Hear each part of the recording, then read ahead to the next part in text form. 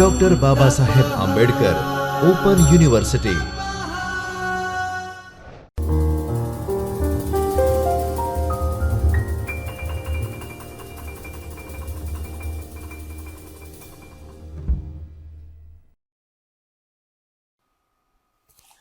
નમસ્કાર મિત્રો, doctor Baba Saheb Ambedkar open યુનિવર્સિટીના PhDના કોર્સવર્ક અંતર્ગત વિડિયો લેક્ચર સિરીઝમાં આપનું સ્વાગત છે.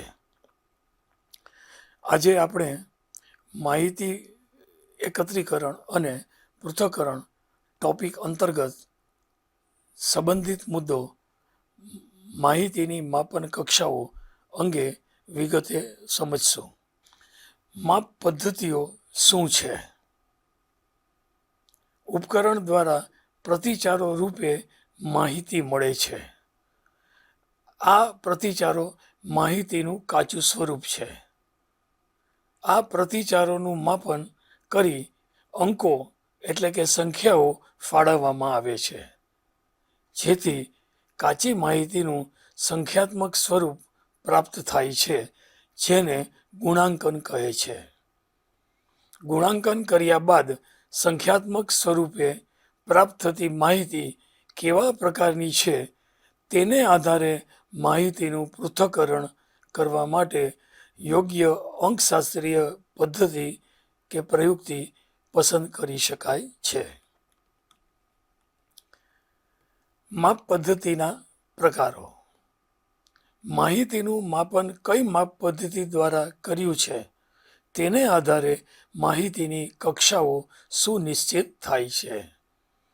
માપ પદ્ધતિઓની વિશિષ્ટતાઓને આધારે માપ પદ્ધતિના 4 પ્રકાર પડે છે. પહેલું, ઓળખ અંક માપ પદ્ધતિ નોમિનલ સ્કેલ. બીજું, ક્રમાંક કે અનુક્રમ માપ પદ્ધતિ એટલે કે ઓર્ડિનલ સ્કેલ. ત્રીજું, અંતરાલ માપ પદ્ધતિ એટલે કે ઇન્ટરવલ સ્કેલ. અને ગુણોત્તર માપ પદ્ધતિ રેશિયો સ્કેલ. મનોવિજ્ઞાન અને શિક્ષણમાં ગુણોત્તર માપ પદ્ધતિ ભાગ્યે જ વપરાય છે. પહેલું, ઓળખ અંક માપ પદ્ધતિ.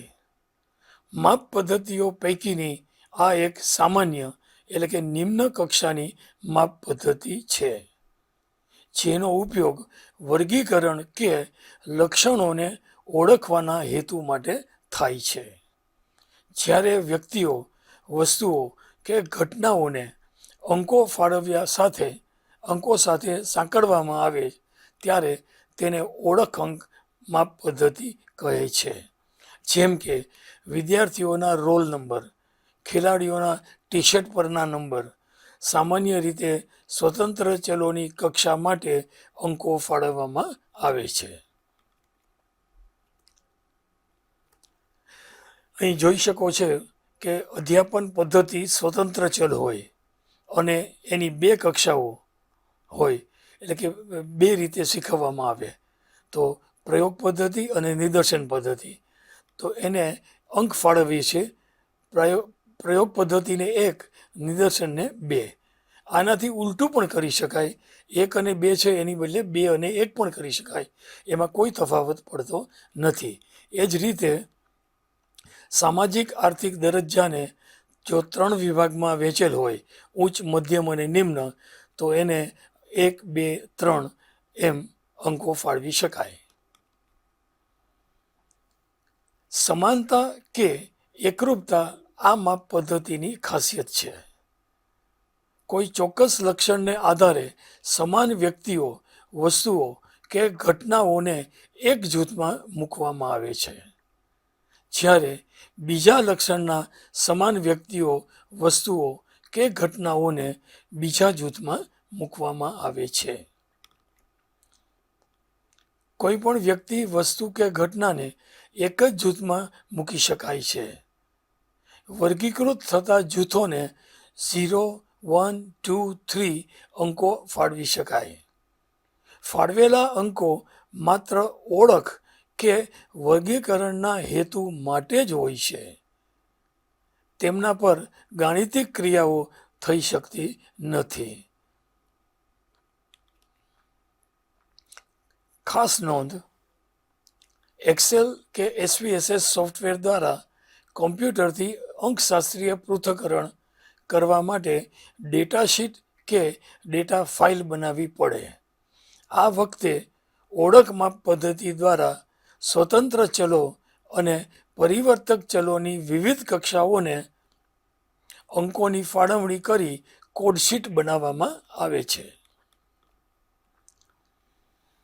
બીજી માપ પદ્ધતિ, જેને ક્રમાંક કે અનુક્રમ માપ પદ્ધતિ કહે છે, આ માપ પદ્ધતિ ક્રમનો નિર્દેશ કરે છે. ક્રમ ચડતો કે ઉતરતો હોઈ શકે. કોઈ ગુણધર્મ કે લક્ષણને આધારે જૂથોના સભ્યોને, વસ્તુઓને કે ઘટનાઓને ક્રમ આપી શકાય છે. આ પદ્ધતિમાં બે ક્રમિક અંકો વચ્ચેનું અંતર સમાન હોતું નથી, તેમજ તેમાં નિરપેક્ષ શૂન્ય એટલે કે ખરું શૂન્ય હોતું નથી. તેના અંકો પર ગાણિતિક ક્રિયા થઈ શકતી નથી.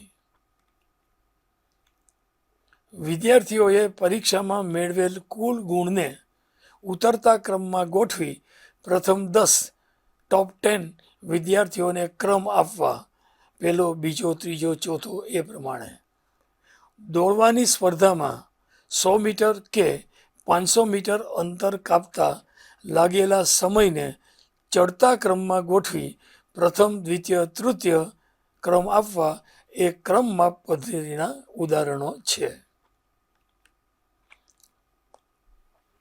પહેલા અને બીજા ક્રમ વચ્ચેના માપનો જે તફાવત હોય તેટલો જ તફાવત બીજા અને ત્રીજા ક્રમ વચ્ચે હોય તે જરૂરી નથી.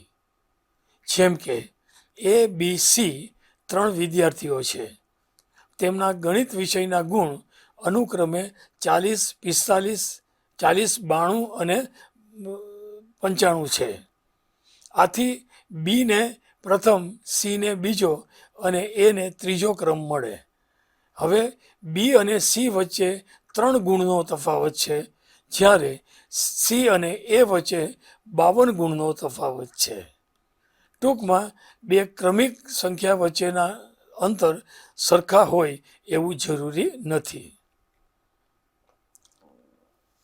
ક્રમાંક માપ પદ્ધતિનું ઓળખ અંક માપ પદ્ધતિમાં રૂપાંતર થઈ શકે, કારણ કે તે ઓળખ અંક માપ પદ્ધતિના બધા જ ગુણધર્મો ધરાવે છે. તે ઉપરાંત ક્રમાંક માપ પદ્ધતિમાં સરખામણીનો પણ ગુણધર્મ રહેલો છે, જેમ કે ના કરતાં વધુ, ના કરતાં ઓછું, તેમજ ના કરતાં સહેલું કે ના કરતાં અઘરું. લિકટ માપદંડ પ્રકારના ઉપકરણોમાં વિધાનની સામે ઉત્તર સ્વરૂપે આપેલા વિકલ્પો સંપૂર્ણ સંમત, સંમત, તટસ્થ, અસંમત અને સંપૂર્ણ અસંમત ક્રમ માપ પદ્ધતિનું ઉદાહરણ છે. જેમાં હકારાત્મક વિધાનો માટે 5, 4, 3, 2, 1 અને નકારાત્મક વિધાનો માટે 1, 2, 3, 4, 5 અંકો ફાળવવામાં આવે છે.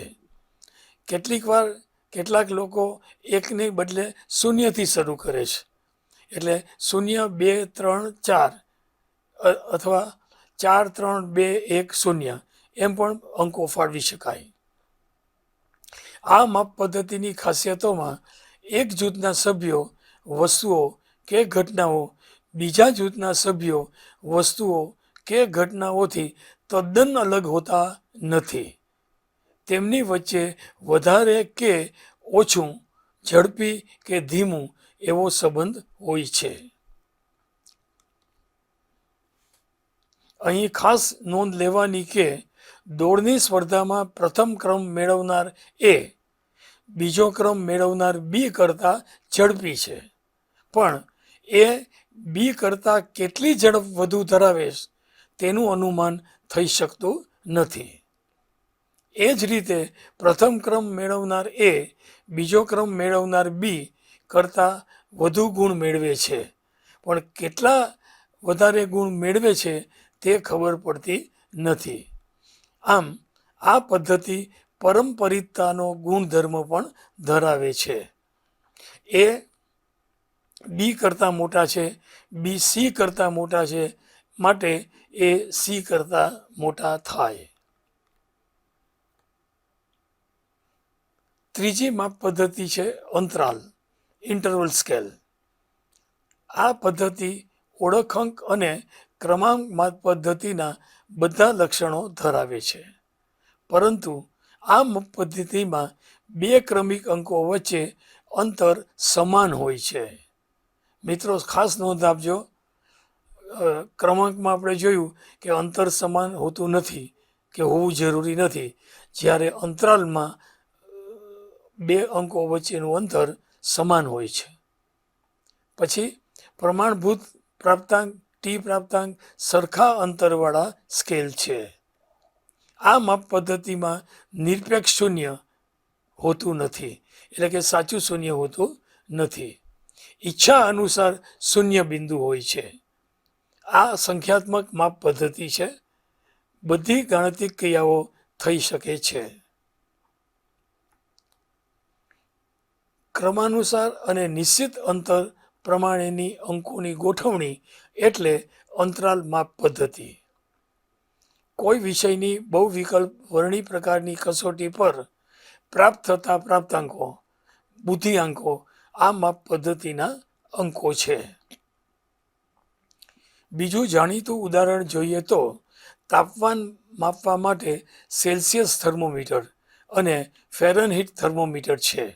આ બંને થર્મોમીટરમાં શરૂઆત ઈચ્છા અનુસાર કરવામાં આવ્યા છે. જેમ કે સેલ્સિયસ થર્મોમીટર ઉપર પાણીનું ઠાર બિંદુ 0° છે, જ્યારે પાણીનું ઉત્કલન બિંદુ 100°C છે. આમ બે બિંદુઓ વચ્ચે 100 સરખા અંતરાલ છે. એ જ રીતે ફેરનહીટ થર્મોમીટરમાં પાણીનું ઠાર બિંદુ 32° છે અને પાણીનું ઉત્કલન બિંદુ 212° છે. આમ આ બે બિંદુઓ વચ્ચે 108 સરખા અંતરાલ છે. તંદુરસ્ત માણસનું તાપમાન 37°C કે 98.6° હોય છે. કેટલીક અગત્યની બાબતો. જે લક્ષણોનું માપન થતું હોય તે સમધારિત વિસ્તરેલું હોવું જોઈએ. માપનો એકમ એકસરખો અને અચળ હોવો જોઈએ, એટલે કે ક્ષમતા સરખી હોવી જોઈએ. અભિયોગ્યતા કસોટીના માપનમાં કોઈ એક કલમનો સાચો ઉત્તર આપવામાં જોઈતી શક્તિ બીજી કલમનો સાચો ઉત્તર આપવામાં જોઈતી શક્તિની સમતુલ્ય હોવો જોઈએ. આ માપ પદ્ધતિનું ક્રમાંક માપ પદ્ધતિ અને ઓળખાંક માપ પદ્ધતિમાં રૂપાંતર થઈ શકે. ચોથી માપ પદ્ધતિ ગુણોત્તર માપ પદ્ધતિ. જેમ આગળ કહ્યું એમ મનોવિજ્ઞાન જેવા શાસ્ત્રોમાં ગુણોત્તર માપ પદ્ધતિ ભાગ્યે જ વપરાય છે. સૌથી ઉચ્ચ કક્ષાની માપ પદ્ધતિ છે. આ માપ પદ્ધતિ બાકીની ત્રણેય માપ પદ્ધતિઓના લક્ષણો ધરાવે છે. બે ક્રમિક અંકો વચ્ચે સમાન અંતર હોય છે, ઉપરાંત તેમાં શૂન્ય એટલે કે સાચું શૂન્ય હોય છે. સરવાળા, બાદબાકી, ગુણાકાર, ભાગાકાર જેવી ગાણિતિક ક્રિયાઓ થઈ શકે છે. ભૌતિકીય વિજ્ઞાનોમાં આ પદ્ધતિનો ઉપયોગ થાય છે, એટલે કે ફિઝિકલ સાયન્સમાં. બીજી રીતે કહીએ તો પ્યોર સાયન્સમાં. નિરપેક્ષ શૂન્યથી ચોક્કસ અંતરે અંકોની ક્રમાનુસાર ગોઠવણી એટલે ગુણોત્તર માપ પદ્ધતિ. નિરપેક્ષ શૂન્ય માપન હેઠળ લક્ષણની ગેરહાજરી સૂચવે છે. વજન, લંબાઈ, કદ, વેગ, વેગમાન, વાતાવરણમાં ભેજ, વીજ પ્રવાહ, વીજ દબાણ, પૈસાની બાબતમાં બચત, આવક જાવક વગેરે ગુણોત્તર માપ પદ્ધતિના ઉદાહરણ છે. જ્યારે કોઈ એમ કહે કે મારી આવક શૂન્ય છે તો એનો મતલબ એ થયો કે એ કમાતો નથી, એને કોઈ પ્રકારની પૈસા મળતા નથી. જ્યારે આપણે એમ કહીએ કે વાતાવરણમાં ભેજ શૂન્ય છે, એનો મતલબ વાતાવરણમાં ભેજની ગેરહાજરી છે. ટૂંકમાં આ પદ્ધતિમાં શૂન્યનો અર્થ જે તે લક્ષણની ગેરહાજરી સૂચવે છે. જેમ કે 0 ગ્રામ વજન એટલે વજનવિહીન સ્થિતિ. જો એ, બી અને સી વસ્તુઓની ઊંચાઈ અનુક્રમે 20, 40 અને 60 સેન્ટીમીટર હોય, પહેલી વસ્તુ અને બીજી વસ્તુની ઊંચાઈમાં 20 સેન્ટીમીટરનો તફાવત છે. એ જ રીતે બીજી અને ત્રીજી વસ્તુની ઊંચાઈમાં પણ 20 સેન્ટીમીટરનો તફાવત છે. એટલે કે બંને તફાવતો સરખા છે. પહેલી વસ્તુની ઊંચાઈ કરતાં બીજી વસ્તુની ઊંચાઈ બમણી છે અને ત્રીજી વસ્તુની ઊંચાઈ 3 ગણી છે. આવું અર્થઘટન થઈ શકે. તાપમાન માપવા માટે કેલ્વિન માપ પદ્ધતિમાં નિરપેક્ષ શૂન્ય હોય છે. આમ તે ગુણોત્તર માપ પદ્ધતિમાં તાપમાન માપે છે. 0° કેલ્વિન એ ગરમી કે ઉષ્માનો અભાવ કે ગેરહાજરી સૂચવે છે. સામાજિક વિજ્ઞાનોમાં ગુણોત્તર માપ પદ્ધતિનો ઉપયોગ થતો નથી. અંતરાલ અને ગુણોત્તર માપ પદ્ધતિની માપન કક્ષાઓ સંખ્યાત્મક હોય છે, જ્યારે ઓળખાંક અને ક્રમાંક માપ પદ્ધતિની માપન કક્ષાઓ ગુણાત્મક હોય છે. હવે મિત્રો, આ ચારેય માપ પદ્ધતિને એટ એ ગ્લાન્સ એક સાથે સમજી શકાય એવું એક ઉદાહરણ લઈએ. ઓળખાંક nominal. Number assign to the runner. દોડવાની હરીફાઈમાં સ્પર્ધકોને ફાળવેલા નંબર. 3 સ્પર્ધકો છે. એક સ્પર્ધકને 7, બીજાને 8, ત્રીજાને 3 અંક ફાળવેલા છે. એટલે આ ઉદાહરણ થયું ઓળખ અંક માપ પદ્ધતિનો. હવે અનુક્રમ અથવા ક્રમાંક. Rank order of the winner. જીતવાનો ક્રમ. દોડવાની હરીફાઈમાં જીતવાનો ક્રમ શું છે? તો તમે જુઓ કે 8 નંબર છે એ પહેલો નંબર આવે છે, 7 છે એ બીજો નંબર અને 3 છે એ ત્રીજો નંબર. આ ક્રમાંક માપ પદ્ધતિનું ઉદાહરણ થયું. પછી અંતરાલ. હવે માની લો કે તમે એ દોડવાવાળાને રેટિંગ કરાવો, ક્રમાંક કરાવો અને 1 થી 10, 10નો સ્કેલ આપો. તો દોડવાની શક્તિને આધારે એનો સ્કેલ આપનાર આ પ્રમાણે સંખ્યા આપી શકે. પહેલો છે એ 9.6, બીજો છે 9.1, ત્રીજો છે 8.2. એટલે રેટિંગ સ્કેલમાં આ આંક એ લોકોને મળે છે. અને ratio scale. Time to finish the in second. કેટલી સેકન્ડમાં એ લોકોએ પૂરું કર્યું. તો 15.2, 14.1, 14.0.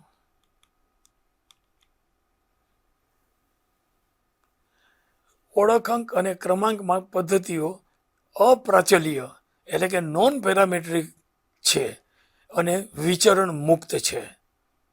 એટલે આ પ્રાપ્તાંકોને જો આલેખ ઉપર મૂકો તો સમધારણ વિતરણ આવે નહીં. આથી માહિતીના પૃથ્થકરણ માટે અપ્રાચલીય અંકશાસ્ત્રીય કસોટીનો ઉપયોગ કરવો જોઈએ. અંતરાલ અને ગુણોત્તર સ્વરૂપની માહિતી પ્રાચલીય માહિતી છે, એટલે કે પેરામેટ્રિક છે, અને એ વિચરણયુક્ત માહિતી છે. એટલે કે માહિતીને જો તમે આલેખમાં મૂકો તો સમધારણતા ત્યાં જોવા મળવી જોઈએ. તેના માટે પ્રાચલીય અંકશાસ્ત્રીય કસોટીઓનો ઉપયોગ થાય છે.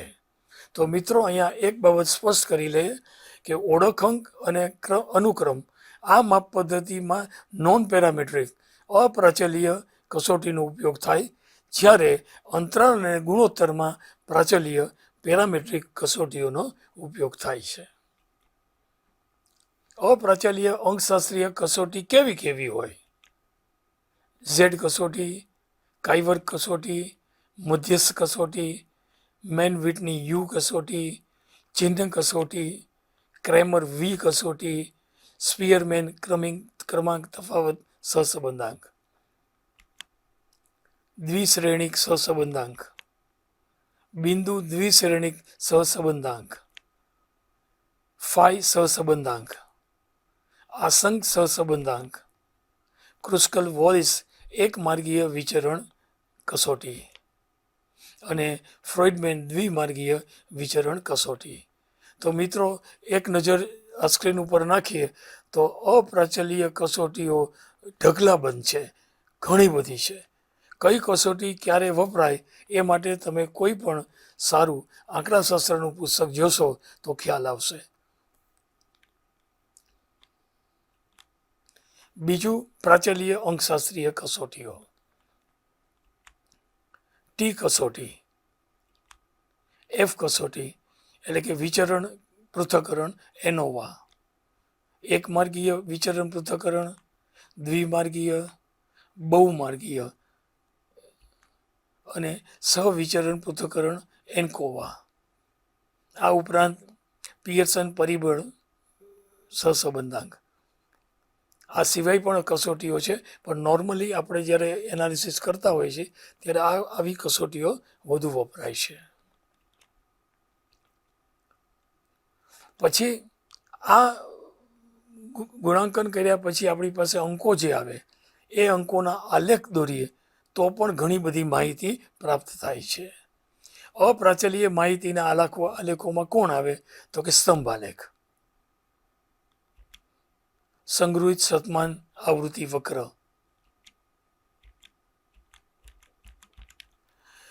સારું મિત્રો,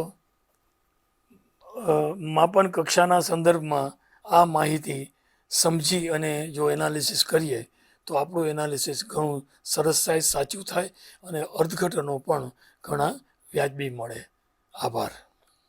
स्वाध्यायः